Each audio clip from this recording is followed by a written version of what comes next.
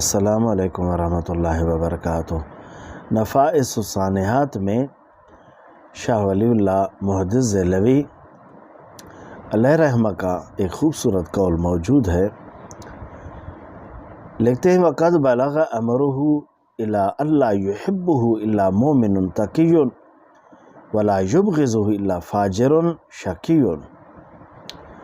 حضرت مجدد منور الافسانی شیخ احمد سرہندی قدس سرہم العزیز کا مقام، ان کا معاملہ اس حد تک پہنچ چکا ہے کہ ان کے ساتھ مومن پرہیزگار ہی محبت رکھتا ہے اور آپ کے ساتھ فاجر بدبخت ہی شخص بغض رکھتا ہے۔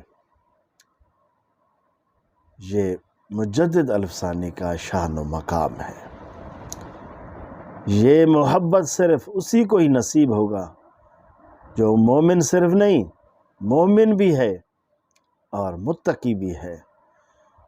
جو حضور کے ساتھ شیخ مجدد الافسانی کے ساتھ بغض رکھتا ہے، یہ اس چیز کی علامت ہے کہ وہ فاجر بھی ہے، وہ شقی بدبخت بھی ہے۔ اب ہر عالم، ہر پیر، ہر عوام و خواص اپنے آپ کو پہچانے کہ وہ کیا ہے، مومن متقی ہے یا فاجر و شقی بدبخت ہے۔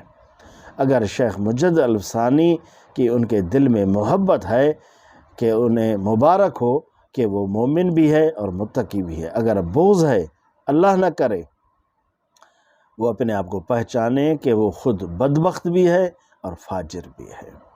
اللہ تعالیٰ اکابرین بالخصوص شیخ مجدد الافسانی کی محبت نصیب فرمائے، ہمیں بغض سے محفوظ فرمائے، ہمیں ان کی تا دم زیست محبت میں اللہ تبارک و تعالیٰ اپنے پاس بلائے، ایمان خاتمہ نصیب فرمائے، حضور کی محبت، صحابہ اہل بیت کی محبت پر اللہ تعالیٰ وفا نصیب فرمائے۔